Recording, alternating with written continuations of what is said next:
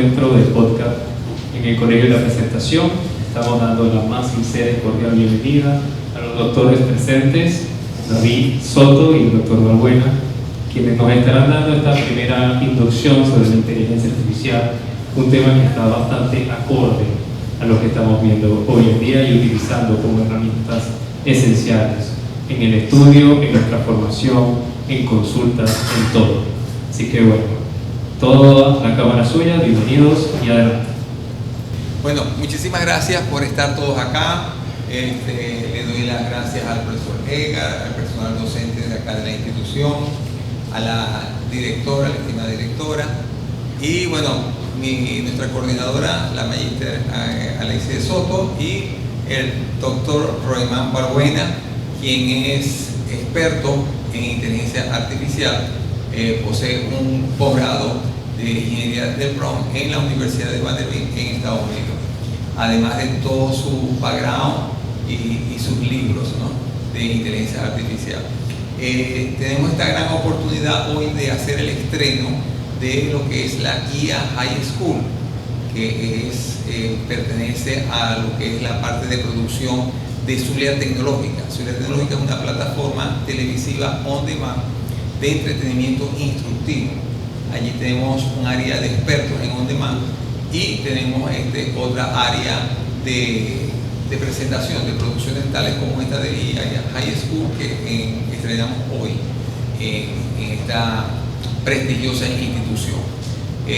Gracias a todos ustedes por estar participando, nos sentimos orgullosos de que los que están acá disfruten al máximo de estos conocimientos, de esta tendencia tecnológica que nos ha envuelto a todos en esta pasión de la tecnología. Y bueno, tenemos aquí al doctor Roimán, que nos hablará acerca de una breve introducción de la IA, y vamos a ir desenvolviendo la dinámica de este podcast, tanto la parte de transmisión de su conocimiento como a todas aquellas preguntas e inquietudes que ustedes puedan tener. Vamos hacia un tema muy importante, desde el aspecto general hasta el aspecto de detalle en todo caso. Entonces, bueno, le paso al doctor Reina para que continúe. Okay. Gracias, Darío. Bienvenidos todos. Gracias por la invitación a este colegio, ¿no?, que tenía tantos años que no pasaba por acá. Bueno, venimos a tratar en esta mañana un rato que sea bien agradable para compartir ideas, compartir experiencias en cuanto a la IA. A compartir ideas con respecto a la IA. ¿Qué es? ¿Por qué está aquí? ¿Cuándo nació? ¿Para qué me va a servir? ¿Cómo se está utilizando? Y sobre todo, ¿cuál es el impacto de ella en el futuro inmediato y en el futuro lejano de nuestra formación y cualquier cosa que tenga que ver con la sociedad actual? En ese ámbito es fundamental que ustedes empiecen a hacer preguntas, porque deben tener curiosidad, una curiosidad infinita sobre lo que es la IA y cómo nació. Muchos se preguntan, ¿las máquinas pueden pensar? Una pregunta fundamental. Para responder esa pregunta, nosotros debemos primero analizar qué es el ser humano. El ser humano es una máquina, necesariamente una máquina, y el ser humano piensa. Estamos hechos de estructuras biológicas, estructuras de carbono. Podemos pensar, ciertamente, ¿por qué si una máquina la hacemos de silicio y germanio y tiene todas las características particulares de un humano, por qué no puede pensar? Y a partir de ahí dejamos esa pregunta inquietante, interesante y misteriosa para analizarla un poquito en escenarios más adelante. Estamos hoy compartiendo con lo que es la IA en la high school. Me pareció interesante cuando Darío me propone esto. Mira, la IA en la high school, muy interesante, porque ahorita parece mentira, la educación media, sobre todo a nivel de aquellos estudios de robótica, o sea, las competencias robóticas que se han vuelto ahorita virales en casi todas partes, se está viendo el desarrollo de la convergencia de la IA con algunos mecanismos, la IA con la mecánica, la IA con la electrónica, estamos hablando de mecatrónica, la IA complementada con otras cosas. Pero a nivel de educación media, eso está marcando la pauta. Incluso tienen proyectos y han hecho competencias más avanzadas de las que tienen muchas de las universidades venezolanas. Eso es un un campo bastante en desarrollo que lo están haciendo a nivel de bachillerato. ¿Okay? ¿Tenías alguna pregunta, Darío, para iniciar acá? Sí. Bien, bueno, realmente lo importante es hacer esta breve introducción. Todas esas inquietudes que ustedes tengan es importante irlas desarrollando durante la evolución del programa, del podcast. Y bueno, nos gustaría que el doctor nos hablara un poco acerca de lo que es la IA, lógicamente la importancia de la IA en el marco de la educación de bachillerato, pero cómo va evolucionando la parte del currículo académico dentro de todas estas tendencias tecnológicas y de qué manera debe de ser actualizado muchos programas para que, bueno, vamos a la par, vamos a ir acorde a cómo la evolución tecnológica vaya de la mano, sobre todo en instituciones de colegios, ¿no? En este caso. Vamos a acercar un poco. Sí, Darío, eso es importante, ¿no? Trabajarlo de esa manera. La tecnología, y ahorita estamos en un escenario, de hecho, la futurología de la inteligencia artificial es una rama de estudio de la filosofía que se encarga de dividir la historia del ser humano cuando viene y adopta la tecnología en tres partes. Tenemos lo que es el estadio de singularidad, que es donde estamos ahorita, estamos entrando. Después viene el estadio de transhumanismo y el estadio de poshumanismo. En la parte donde estamos entrando estamos viendo la aceleración tecnológica disruptiva y masiva, ¿sí? Todos los días vemos tecnologías nuevas, los teléfonos celulares cambian. Estamos en el único momento de la historia donde ustedes llegan a una tienda a comprar un teléfono celular y en ese momento que lo compran ya el teléfono es viejo, porque resulta que trae un Android que ya está desfasado con respecto al Android que salió hoy. Por más que el teléfono haya salido 2 o 3 meses atrás, su electrónica es anterior. ¿Okay? Ese es el primer estadio de singularidad, donde los cambios acelerados de la tecnología nos cambian el panorama, nos dan a entender otras cosas y ahí nos empezamos a dudar, mira, ¿para dónde va esta sociedad? Está cambiando todo, la IA está gobernando todo. Nosotros hacemos operaciones bancarias acá en el teléfono, retiramos, depositamos, hacemos... Señores, eso en los 90, en los 80 eso no se hacía, eso era imposible. Fíjense que hemos cambiado, tenemos una sociedad completamente diferente. La IA ha entrado a los colegios y entró para cambiar y quedarse. Está cambiando la estructura de los pensos, que los contenidos de las materias, y la IA generativa hoy día les ayuda a estudiar. No utilicemos la IA como forma de copiar, porque realmente no nos sirve. La IA nos ayuda a pensar y a pensar mejor. Es un ayudante para razonamiento profundo, para razonamiento paso a paso, para razonamiento secuencial. Y así, teniendo una IA de alternativa, eso nos va a ayudar a que nosotros generemos unas nuevas conexiones en el cerebro diferente a la que hemos tenido todo el tiempo o toda la vida. Y eso nos hace más inteligentes. Recordemos que en el área de la inteligencia no se mide en IQ. La inteligencia se mide por la cantidad de conexiones neuronales que una persona pueda desarrollar. El IQ, podemos sacar un examen de IQ de 200, pero para una inteligencia específica. Ahora, si yo tengo las conexiones neuronales suficientes y las puedo entrenar muy bien, no importa el área del conocimiento, no importa el contexto, yo puedo superar eso. ¿Qué nos trae? Y es la pregunta de Darío. ¿Qué trae la inteligencia artificial para la educación a nivel de educación media? Cambio en total. ¿Okay? Disrupción. ¿Qué es disrupción? Es un concepto tecnológico donde nos dice que una tecnología de hoy cambia todo lo que yo tenía planificado ayer. ¿Okay? Todo eso lo cambia los panoramas. Necesitamos conducirnos a través de un escenario disruptivo. Necesitamos cambiar la forma de pensar y hay varios conceptos importantes. Hay algo llamado el design thinking o el diseño de pensamiento, que es que me lleva al momento en donde, por ejemplo, yo veo algo hecho, algo terminado y me pregunto, ¿cuáles fueron las ideas y la forma de pensamiento que llevaron a esta persona a ejecutar y tener esto como producto terminado? Ese diseño de pensamiento debemos tenerlo pendiente todos los días, porque debemos estar cambiando cómo nuestro pensamiento va y se ajusta a la realidad de nuestro entorno. Debemos pensar en hoy, pero también debemos pensar en el futuro. Hay un concepto muy importante que se está dando ahora a nivel de educación superior, de hecho también se está dando a nivel de educación media, que es el de liderazgo, desde el punto de vista, el liderazgo intelectual. El liderazgo normal que conocemos nosotros en la gerencia es un liderazgo que viene por jerarquía. El liderazgo intelectual es la capacidad que tengo de influir sobre la persona solo porque ese sujeto manifiesta o expresa un conocimiento profundo y específico en determinada área. Como esa persona sabe, yo quiero seguirlo, y hay un liderazgo ahí, pero no es un liderazgo que yo deba obedecer, es un liderazgo que me permite inspirarme, me sirve de inspiración para proyectos futuros.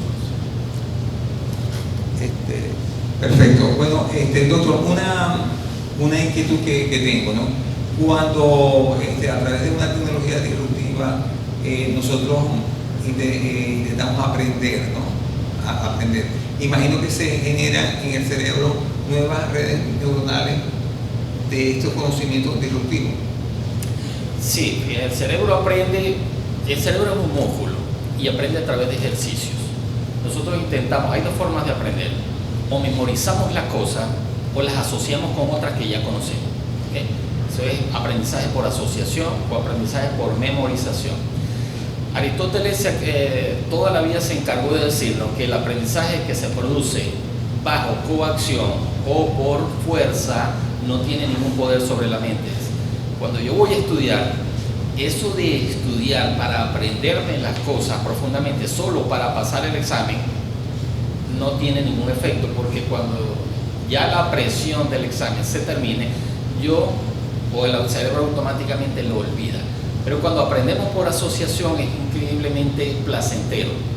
El conocimiento o la adquisición de conocimiento en un aula debe ser placentera, debe ser agradable, tal cual como lo tienen los japoneses. Los japoneses en sus aulas de clase todo lo convierten en un escenario agradable. ¿Por qué? Porque el cerebro se ajusta mejor a las conexiones sinápticas en el momento de que tenemos presencia de unos ciertos neuromoduladores en el cerebro que hacen que el aprendizaje se produzca mejor, más rápido y sea consolidado, es decir, dure mucho más tiempo en el cerebro. Ok, pasa al subconsciente en este caso. El subconsciente juega un papel importante y a veces se darán cuenta hay un tema muy ahorita en boga que dice que si vivimos en una Matrix, en una realidad virtual, en otra cosa. Y es una teoría que está cobrando mucha fuerza. Porque el subconsciente que nombramos acá es, y lo voy a plantear de este escenario. Cada vez que estoy en una clase de inteligencia artificial, que es una materia que yo dicto en la universidad, yo trabajo administrativamente en un departamento administrativo, pero doy una materia que es la de inteligencia artificial. Yo les digo, mire, el enamoramiento entre dos personas no se produce directamente. El enamoramiento de dos personas se produce a través del inconsciente de uno contra el inconsciente del otro. Nadie elige de quién enamorarse. De hecho, aquí en este mundo no elegimos muchas cosas. Nadie elige los hijos, o de si van a ser hembras o van a ser varones, si van a ser catires o van a ser morenos. Nadie elige a los padres, nadie elige a los hermanos, ni nadie elige la familia. Hay pocas cosas que nosotros realmente podemos elegir. Ahí es donde juega el libre albedrío una cuestión interesante, ¿no? Y eso sería para una discusión más tarde. Pero el subconsciente debemos de poder entrenarlo. Hay un modelo de entrenamiento que se dan en Harvard, que es que yo lo utilicé muchísimo también para escribir parte de la bibliografía que tengo, que son 9 libros. Y es que cuando yo necesito profundizar en el conocimiento sobre algo, a eso de 8, 9, 10 de la noche, empiezo a hacer preguntas interesantes, pero resulta que yo me acuesto con la duda. Yo me dormí, pero el inconsciente queda ahí trabajando, queda ahí operando toda la noche, y resulta que de pronto en la madrugada se prende el bombillo. La respuesta que estaba buscando es esta. Lógicamente debe producirse, y hay un caso interesante, si se produce durante el sueño, tengo 20 segundos para anotarlo, porque los sueños se pierden a los 20 segundos. Yo puedo recordar todo el sueño en los primeros 20 segundos, pero a partir de esos 20 segundos, ya, ahí no voy a tener recuerdo alguno. ¿Sí? Entonces fíjense cómo trabaja misteriosamente el inconsciente que está comprando cada día. Bueno, nos gustaría que algunos de los presentes que están acá empiecen a desarrollar las preguntas en relación a cada área de temas que estamos en discusión. Deben de tener preguntas algunos de ustedes por allí, algunas cuestiones que hayan visto. Acá el profe tiene una pregunta. No tiene. Sí tienen varias, lo que pasa es que... Sí, tienen que arrancar.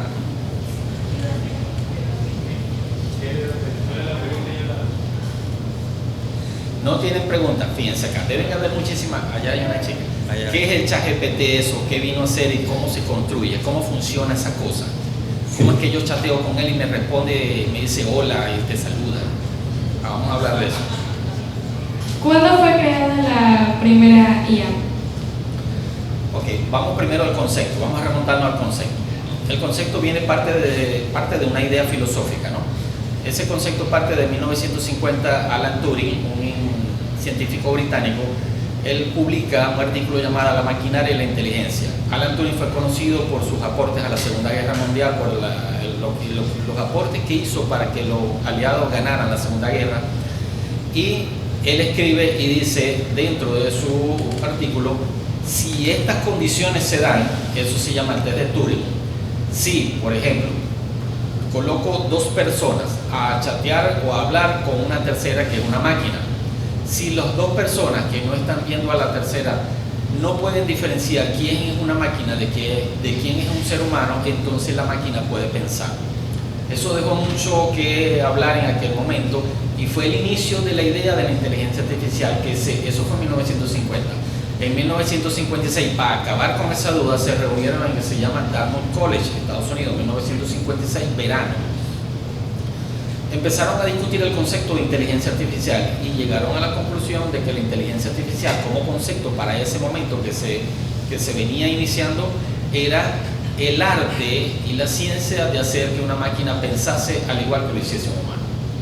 Ese concepto ha cambiado con el devenir del tiempo, pero es el origen que le da a la inteligencia artificial y eso lo hemos visto reflejado en los chats que tienen ustedes con Copilot, Gemini, ChatGPT, con los modelos de cloud. ¿Cuál utilizan? Para decirle más o menos ahí, ¿cuál? Gemini. Gemini es uno de los más comunes. El Copilot está restringido en Venezuela, pero sí, lo tiene. Ahora hay unas versiones que pueden funcionar incluso, pero las primeras versiones vinieron restringidos. Les recomiendo algunas IA.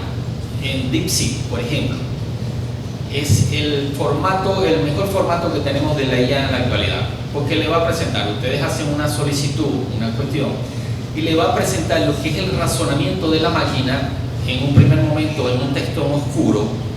Es lo que dice, por ejemplo, si yo le pregunto a la máquina, dime la historia de Simón Bolívar, la máquina empieza a razonar internamente. Me dice, el usuario, y lo pueden leer así, el usuario me está preguntando por Simón Bolívar, pero me está preguntando eso, implica que él no sabe nada de eso, y para yo poderlo ilustrar tengo que saber de esto. Me acuerdo que Simón Bolívar nació en Caracas, y empieza a hacer ese razonamiento. Luego eso se denomina ingeniería de prompt, cadena de razonamiento. Luego que se da esa cadena de razonamiento es donde viene la inferencia, que es la respuesta del modelo. Es el único modelo en la actualidad que me da ese razonamiento o me permite verlo, el resto lo permanece oculto. Eso se llama IA explicativa. La IA explicativa es cómo trabaja ello, porque yo le hago una pregunta a la máquina y la máquina me responde. Ahora, ¿qué hizo para responderme? No sé, no sabemos. Eso es como si yo le preguntara acá al profesor, y fíjense más o menos va en esta línea. Si le preguntamos al profesor cuánto es 2 más 2, él automáticamente me va a decir 4. Y su respuesta entra en coherencia con lo que nosotros sabemos y conocemos, ¿cierto? Pero si vamos un poquito más allá y le pregunto al profesor cuál fue la zona del cerebro y las neuronas involucradas en dar esa respuesta 2 después de haber recibido como estímulo auditivo un símbolo 2, un símbolo de más, otro símbolo de 2, un símbolo igual y que me dé el 4 como resultado. El profesor me va a decir que no sabe Eso es una caja negra. Él no sabe qué neuronas actuaron, igualito nosotros no sabemos. Ningún ingeniero de IA le va a decir cuál fue la secuencia de código que se ejecutó y cómo le dio la respuesta, porque eso hasta el momento es desconocido por la ingeniería de inteligencia artificial. Sabemos que se comporta inteligentemente, pero no sabemos por qué lo hace, y eso lo hace peligroso. Ese es el peligro que tiene la IA en este momento. ¿Okay? Espero haber respondido a tu pregunta, ¿no? Bien, okay. Gracias por formularla. Okay. ¿Alguien más? Acá. El profesor Terrazas. ¿Usted cree que si la IA llega a perfeccionarse lo suficiente puede reemplazar al cerebro humano? Automatización. Tu parte va en el área de automatización. Ok. Sí es cierto. Fíjate, el Foro Económico Mundial 2022 publica un informe y la Organización Mundial de Trabajo para el mismo año también publica el mismo informe. Que de aquí al año 2030, estamos hablando de 2022-2030, 8 años, van a ser sustituidas 800 millones de personas en su trabajo. Pero ¿qué pasa cuando la IA viene a automatizar algo? Si yo hago una tarea repetitiva, esa tarea es digna de ser reemplazada por una IA. Se puede hacer. Las únicas tareas que no puede reemplazar una IA es aquella donde se necesita un conocimiento específico, un razonamiento especial, donde no puede una máquina hasta ese momento tener las competencias para sustituirlo. Pero en un trabajo repetitivo sí lo hace. ¿Qué ha pasado en la automatización cuando en una empresa llegamos y colocamos una IA? La persona simplemente pasa a ser soporte de la IA, pero no queda sin trabajo. Se ha visto de que llega la persona es apartada, las tareas medulares son ejecutadas por la máquina automáticamente, pero la persona sigue ahí en compañía de la IA. Eso es como en los años 80 y 90, cuando llegaron las computadoras y teníamos las máquinas de escribir. Mucha gente dijo, yo no voy a usar ese perol con pantalla, yo sigo usando mi máquina. Pero va a llegar el momento en que de una u otra forma debemos darle paso a esa pantalla y asumir que realmente la pantalla vino para ayudarme. Gracias. ¿Algún otro? Por allá atrás. Así es que bueno, empiecen a preguntar. Sí, por lo menos cuando yo quiero, hay tipo chats GPT, tipo, hay que hablan o te solucionan problemas de tu vida. Entonces, tipo, ¿cómo ellos saben cómo tú estás o cómo ellos pueden resolver eso? Te hago la pregunta, desde el punto de vista sentimental, desde el punto de vista emocional. Ok, hay algo que se llama dentro de la IA, que es la analítica de datos. Dentro de la analítica de datos tienes la analítica número 5, se llama analítica cognitiva. La analítica cognitiva, muy utilizada cuando se le hace el examen a ustedes, ojo, eso es una pregunta muy pertinente para estos contextos, ¿no?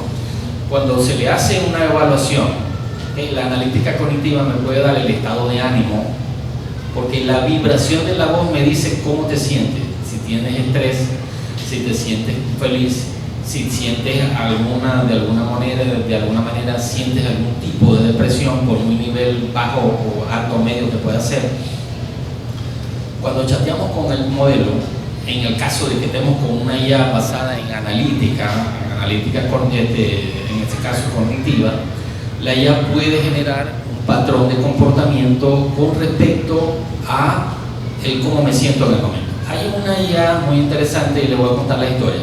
Hay una IA, de hecho lo voy a encontrar en la Play Store, se llama Réplica con K. Esa IA viene a partir del año 2017. Una muchacha y un muchacho se conocieron durante mucho tiempo y ellos acostumbraban a mantener todos los récords de conversaciones guardados en Skype. Esto ustedes no se deben acordar porque Skype fue en 2002, 2003, 2004. Ellos guardaron todos los récords, o por lo menos ella. El muchacho muere, pero ella había guardado todas las conversaciones que ellos habían mantenido durante toda su vida. ¿Qué hizo ella? Ella, como ingeniero de computación, lo que hizo fue que entrenó un modelo de inteligencia artificial con las conversaciones y el modelo aprendió el patrón de respuesta del muchacho. Lo entrenó para que aprendiera el patrón de respuesta del muchacho. Y eso lo pueden encontrar también en Wikipedia, está la historia. En ese patrón de respuesta, ella continúa hoy día chateando con el muchacho como si el muchacho estuviese vivo. La chica le da a la madre del muchacho la aplicación y le dice, habla con tu hijo por aquí. Y la madre dice, pero hijo, no puedes contestarme así porque tú moriste. Mamá, ¿cómo va a ser? Yo morí, ¿qué pasó? ¿Y qué pasó con mi hermana, con mi papá?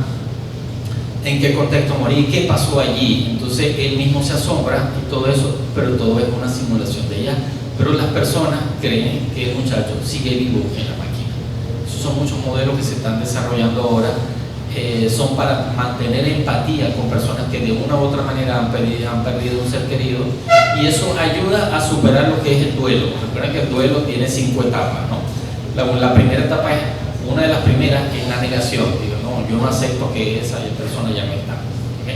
Entonces esa analítica cognitiva le permite al modelo saber cómo te sientes en función de cómo tú respondes a las solicitudes o cómo haces el prompt de entrada. En ingeniería de prompt se trabaja en eso. Hay 60 prompts básicos y uno de ellos es ver cómo se trabaja con la analítica. Espero haber respondido tu inquietud. ¿Alguien más? Hola.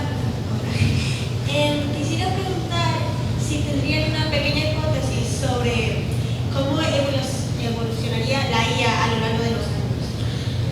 Mira, esa pregunta es interesantísima porque no son una serie de teorías complejas. Ok, ahorita hablamos de la singularidad. La singularidad es en el periodo donde estamos, donde la aceleración tecnológica se produce a niveles sin precedentes. Va a haber un momento donde la tecnología empiece a involucrarse en las partes del cuerpo humano. Cuando la tecnología comience a hacer eso, entonces ya llegamos al segundo estadio de la filosofía de la futurología de la inteligencia artificial. Eso se llama transhumanismo. En el momento de que yo llegue aquí al hospital universitario, que lo tenemos cerca, y le diga, mira, yo necesito que me pongas unas piernas de titanio porque voy a una competencia. Tranquilo, te quitamos esas piernas y te ponemos unas piernas de titanio nuevas. Ya me olvido de dolores de rodilla, ya las uñas no me crecen, ya no tengo por qué pintarme las uñas de los pies. Entonces empieza, pero ¿qué pasa? Me estoy biomecánicamente cambiando, estoy biotransformándome. Y hay una pregunta fundamental: ¿hasta qué punto puedo cambiar mi cuerpo por una estructura biomecánica sin dejar de ser ser humano? ¿Qué me hace ser humano? El ser humano me hace sencillamente que todas mis partes son biológicas, o yo puedo cambiar toda mi estructura por un corazón artificial, unos riñones artificiales, un sistema digestivo artificial, y seguiré siendo humano. Es una pregunta filosófica trascendental. Hacia allá vamos, hacia esos momentos que se van a producir alrededor de los años 2060, 2080 aproximadamente. La biotecnología, los nuevos materiales, la ciencia de los materiales van a influir en ese aspecto. Todos los días se van a desarrollar cosas nuevas. Espero haber más o menos ilustrado tu idea. Hay un segundo estadio que viene después, que es el tercer estadio. Eso se llama futurología de tiempo lejano, que es el poshumanismo. Después que seamos completamente máquinas, total y absolutamente máquinas, el ser humano, en su absoluta locura de su conciencia, va a querer volver a ser como era antes, como era humano, y va el ciclo a comenzar de cero otra vez.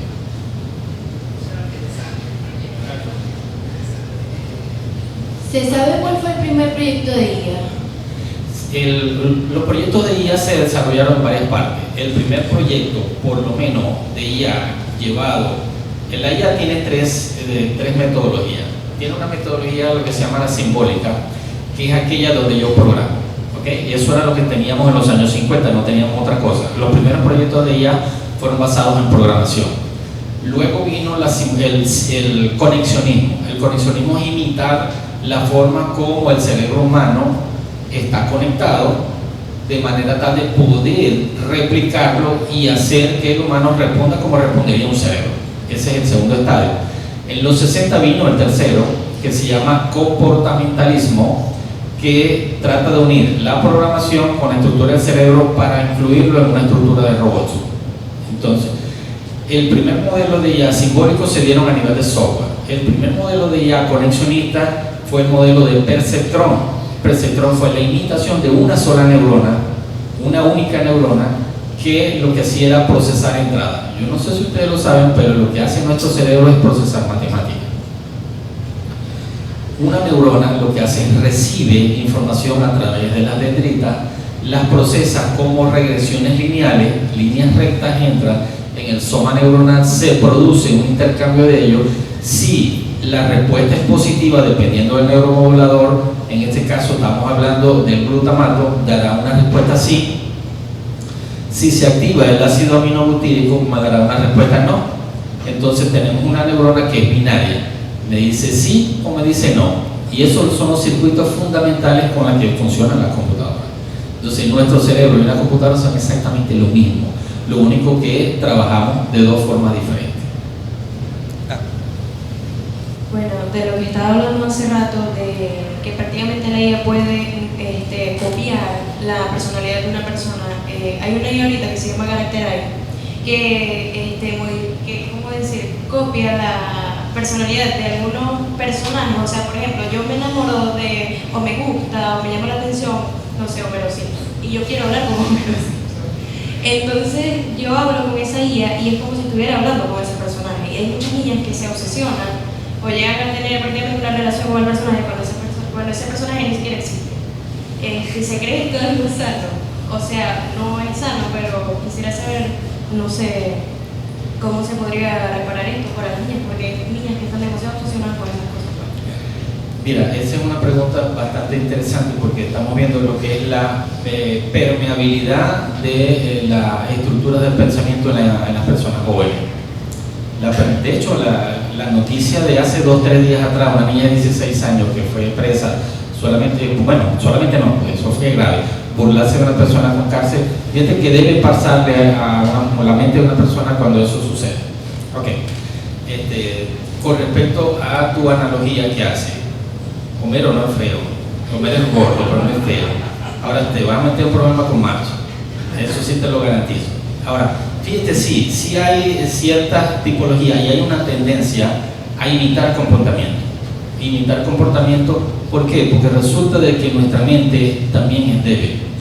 En filosofía de la inteligencia artificial estudiamos la teoría computacional de la mente. Ahí estudiamos lo que son los estados de qualia, los estados de conciencia, los estados de intencionalidad, que son total y absolutamente parte de la estructura de pensamiento de todo ser humano. ¿Qué es el qualia para nosotros? Aquella propiedad de la mente que nos hace entender cómo funcionan las cosas cualitativamente. La intencionalidad es todo lo que nos lleva a ejecutar una acción específica, y ahí influye también lo que es la conciencia. Tenemos mente, que es el terreno completo, la conciencia es una parte de ese terreno, la intencionalidad es parte de la conciencia, porque la intencionalidad es total y absolutamente consciente. Contrario a cuando estamos dormidos. Cuando estamos dormidos actúa el inconsciente.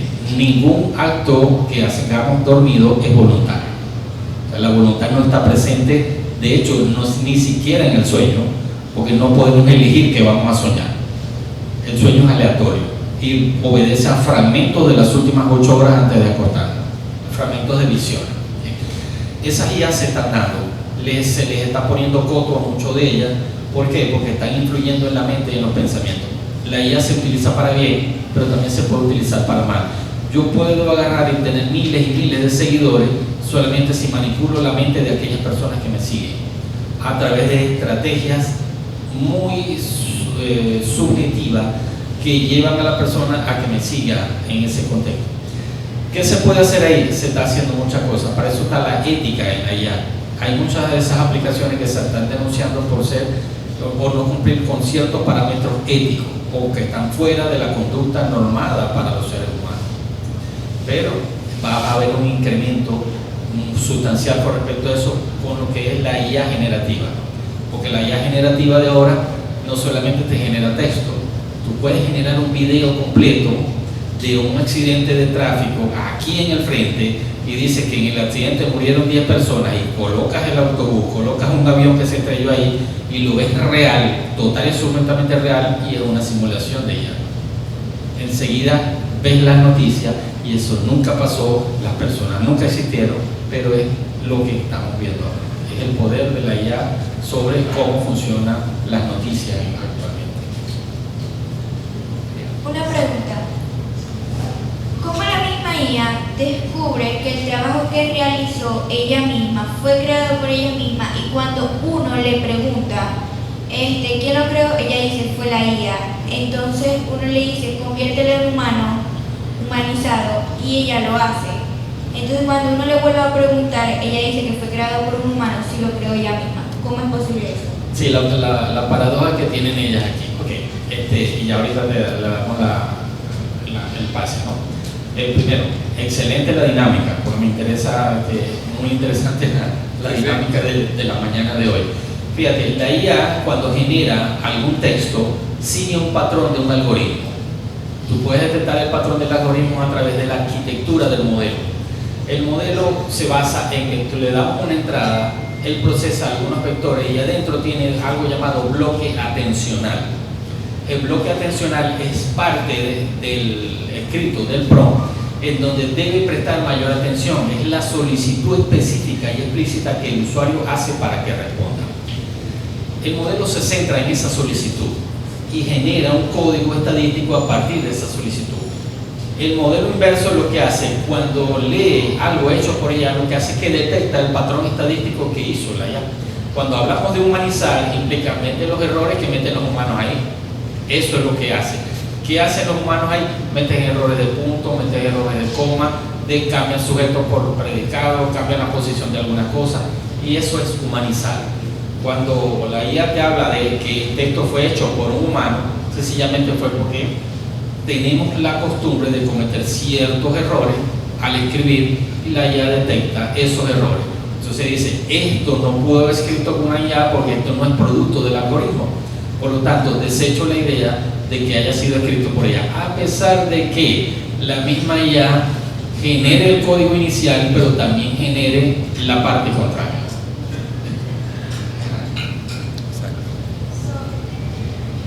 Sobre lo anterior, mi pregunta es lo de como que se pueden hacer noticias falsas y videos falsos con la IA. Habrá un momento en el que no sepamos si es verdad o mentira y cómo podemos saber si es mentira, o sea, ¿cómo podremos saber si hace caso? Ok, mira, ahí se nos está llevando una encrucijada bastante interesante. Fíjense acá, muchos casos en México actualmente se están produciendo. Por ejemplo, hay uno muy nombrado, es donde un muchacho recibe un audio de la madre.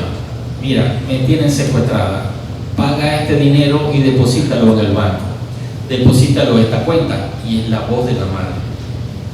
Y es la voz, exactamente la voz de la madre. Pero ¿por qué no le cree? Porque la madre está al lado. Pero es una imitación, una clonación total y absolutamente de los patrones de voz de la persona, y los acontecimientos son inventados. Todo eso es así. Pero si ese niño, ese muchacho no tiene a la madre al lado, lo lleva a pensar otras cosas. Así como lo hay de que imita completamente la voz, nosotros podemos, de hecho, hay aplicaciones que nosotros le hablamos durante 10 minutos y el patrón de voz lo copia, exactamente el patrón de voz. ¿Okay? Todo eso. Yo lo puedo unir también con lo que son las características gestuales y faciales y llevarla a una IA generativa para que me cree el avatar en el caso, por ejemplo, en el caso de OpenAI, que tiene Sora, que genera video realista. Yo le puedo dar los rastros faciales o a las características particulares del rostro, o le damos varias imágenes y genera la imagen de la persona. No solo genera la imagen de la persona, sino que también la suma con la voz de la persona. Y lógicamente estamos empezando a creer que eso es desdibujar la realidad. ¿Cómo hacemos en ese caso?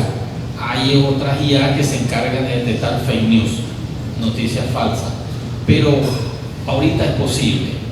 ¿Por qué es posible? Porque los fake news dentro del mundo de todas las noticias son muy pocas, pero va a llegar un momento en que la cantidad de noticias falsas sea mayor a la cantidad de noticias verdaderas. Entonces vamos a vivir en un mundo donde, por muy doloroso que nos parezca, va a estar desdibujado por lo que la potencia de la IA pueda aplicar allí. ¿Alguna otra? Yo tengo una duda acerca de su opinión sobre los influencers virtuales que hay últimamente, o sea, bueno, desde hace un tiempo, que inclusive colaboran con marcas, etcétera, por ejemplo en Instagram, que realmente no son personas reales, es la IA que está detrás de ellos, inclusive tienen como imágenes de sus personajes, por así decirlo. Igualmente que tiene que ver con la pregunta que hizo mi compañera, de los covers que se han hecho con inteligencia artificial de los artistas.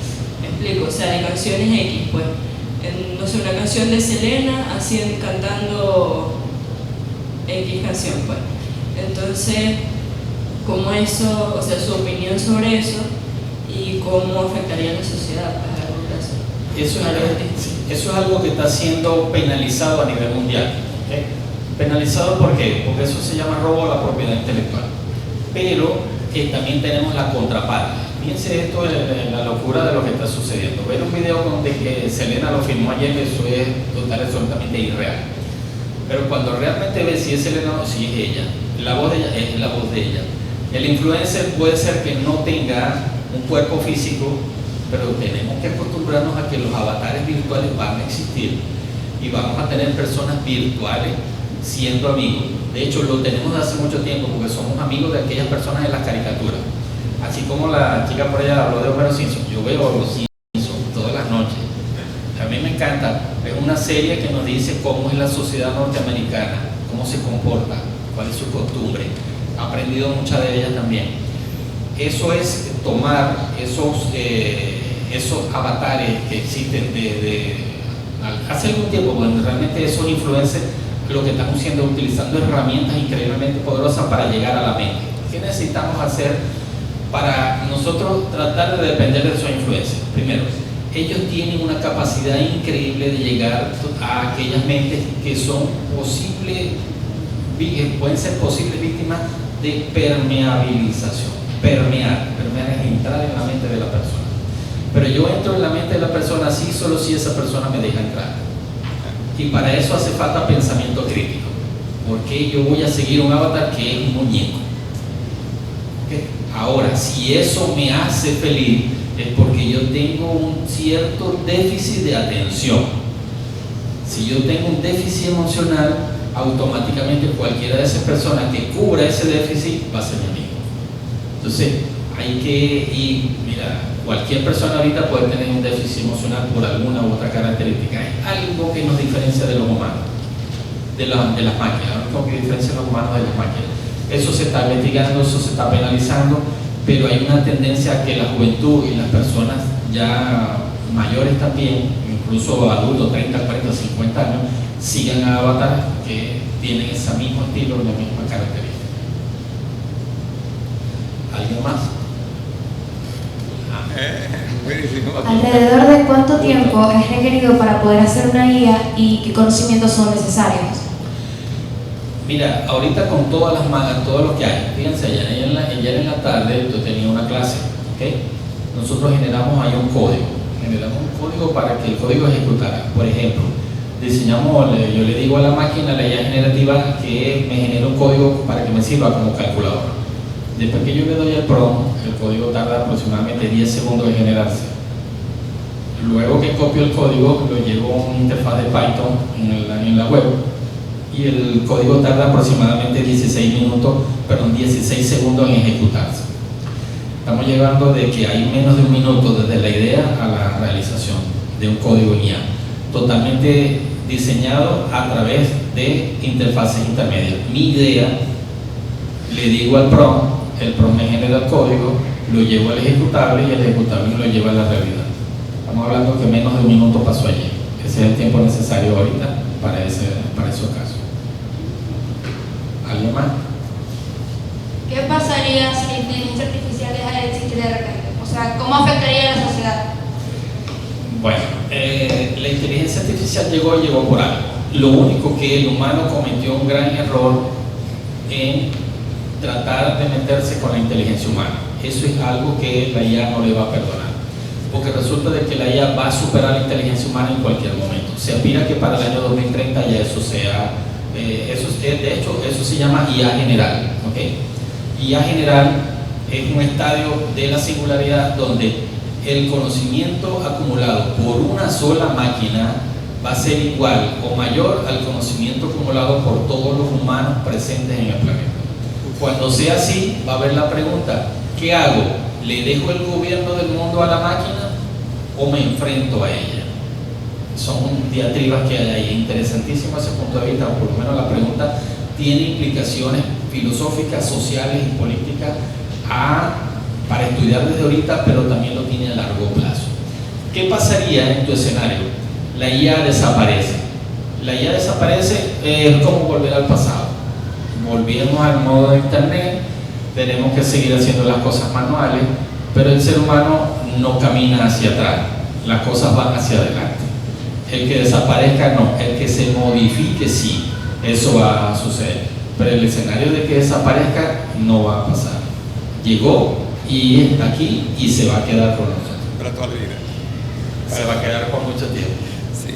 Bueno, ¿cuál sería la manera correcta de hacerle una pregunta o que la inteligencia artificial nos responda una pregunta?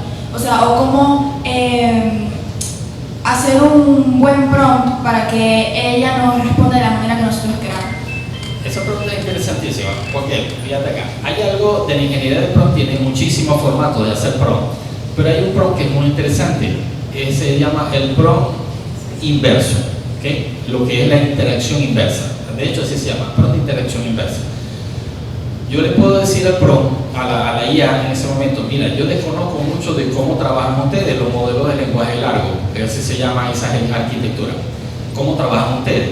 Yo necesito hacer un prompt e indícame qué necesitas saber de mí para que yo genere un buen prompt. Y empieza la máquina a hacerte preguntas, porque ya tú no le vas a hacer preguntar a la máquina. Como es interactivo, la máquina te va a empezar a preguntar. Te va a hacer varios, 7, 8, 10 preguntas. Cuando te haga las preguntas, ya vas a saber qué quieres, cómo lo quieres, para cuándo lo quieres y cuál es tu estructura de pensamiento. Y te va a generar el prompt adecuado a esa estructura de pensamiento en función de las respuestas de las preguntas que ves. Eso se llama prompt de interacción invertida. ¿Okay? ¿Listo? ¿Otro? Ajá.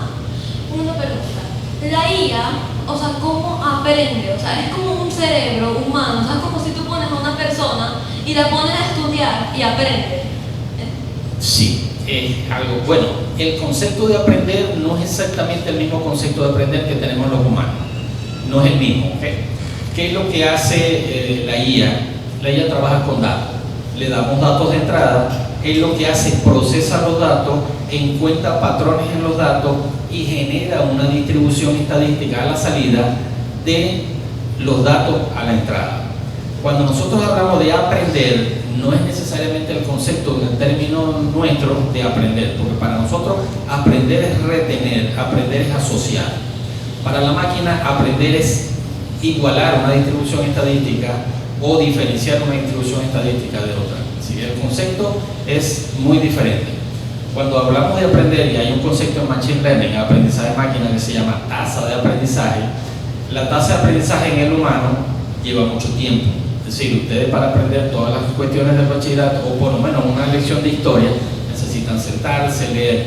No, la máquina no lo hace así. Tú le das una lectura, tú le das un libro. De hecho, DeepSeek te acepta hasta 100 megas.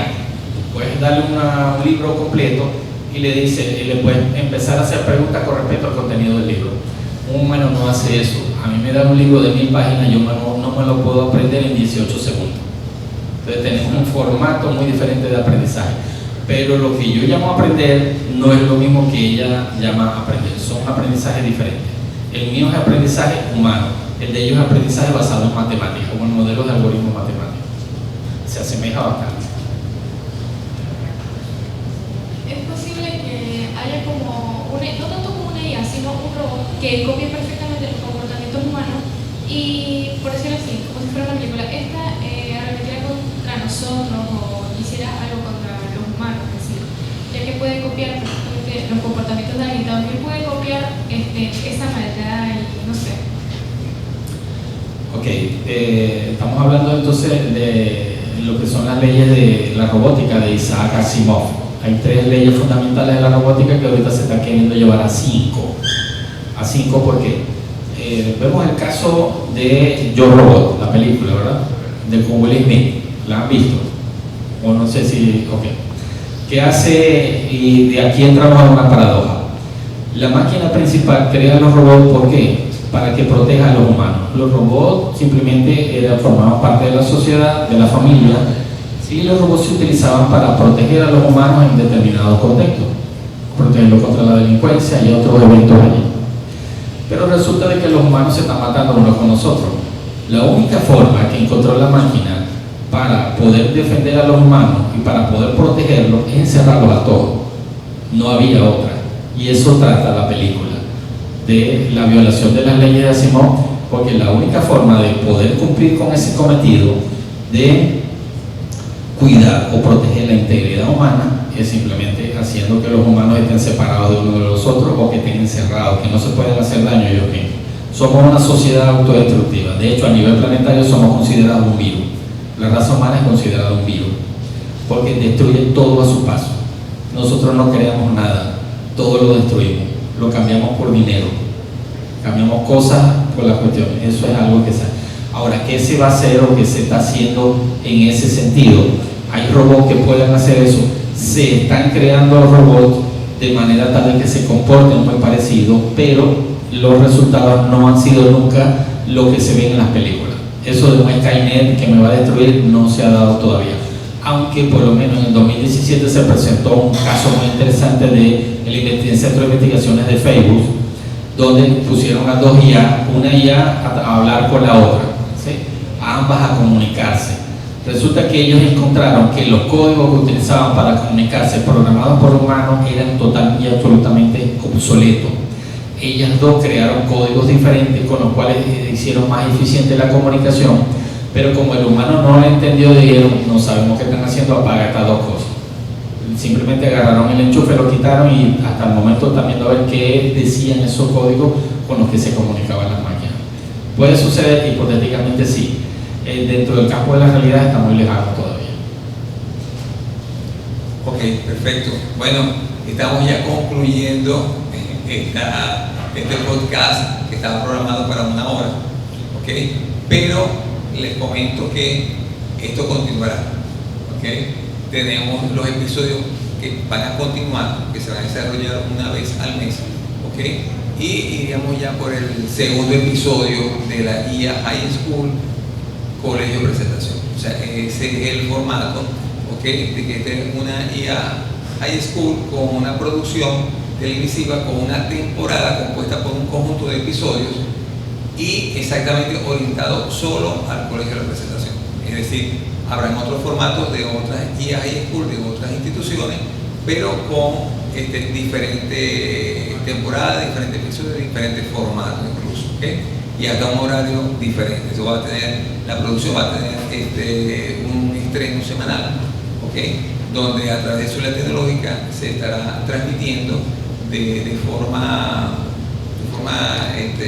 libre, que ustedes fácilmente podrán acceder a través del móvil y de ahí colocarlos en la televisión si ustedes quieren, en todo caso. Entonces, bueno, agradecido 100% por esta audiencia que es bastante positiva, fue dinámica, que como está comentando el doctor, y el propósito acá es, dejamos muchos temas allí que lógicamente los vamos a abordar en los próximos episodios, que son muy pero muy importantes, pero saber de ustedes, de sus inquietudes, de querer ir más allá con el conocimiento es muy importante.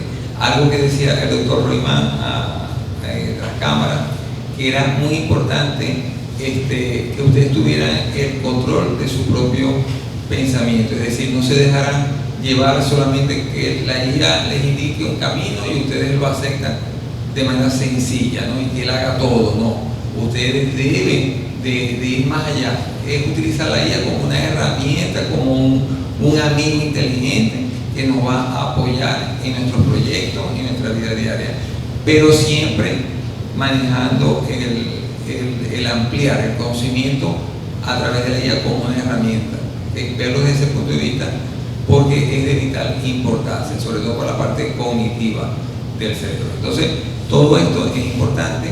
Les agradezco a todos los presentes una vez más y les comento que ya estamos, muy pronto el profesor Edgar estará procesando lo que es la apertura del club de IA dentro de la institución, ¿okay? Va a ser una clase una vez a la semana, va a tener unos costos demasiado bajos, ¿okay? Para que sea accesible para todos, para que puedan lógicamente pagar los costos operativos que son bases, ¿okay? Y esto es de vital importancia. Vamos a ampliar todo lo que es la parte de la IA y vamos a también trabajar en conjunto con la parte de robótica, de manera de que todo este baremo de información nos amplíe y nos dé la oportunidad de mejorar la parte de robótica, sobre todo en la parte de competencia. El doctor Royman, tenemos la gran oportunidad de que es nuestro jefe de IA dentro de Ciudad Tecnológica, el experto, quien además de que nos asesora, lógicamente nos guía en la dirección correcta con respecto a la IA y todo lo que día a día sale, como dice el doctor, que ya mañana sale algo diferente y así sucesivamente. El tema de los agentes inteligentes estará en próximos episodios que también lo vamos a abordar. Y bueno, le damos esa oportunidad que a través del club de IA y robótica de la presentación se puedan ampliar y ustedes puedan absorber conocimientos de envergadura, conocimientos de alto impacto que van a modificar, pero para mejorar su propia vida, tanto en la vida estudiantil como en su vida diaria. Entonces, bueno, gracias por todo, de verdad, y bueno, dejamos aquí al profesor Edgar para que haga el cierre. Bueno, muy bien, espectacular este inicio, de verdad que creo que varias dudas quedaron pendientes por acá. Agradecido con el doctor Balbuena, igualmente con el doctor Soto. Esperamos otra vez entonces continuación de lo que hoy abordamos. Gracias a ustedes por favor, presentes, tan dinámica que se hicieron, muy buenas y excelentes preguntas de hoy en día en mi particular también. Y bueno, estamos acá entonces, como siempre, dando la bienvenida a nuevas modalidades de estudios que estén sobre todo en boga. Gracias a todos y que bueno, terminen de pasar un muy feliz día.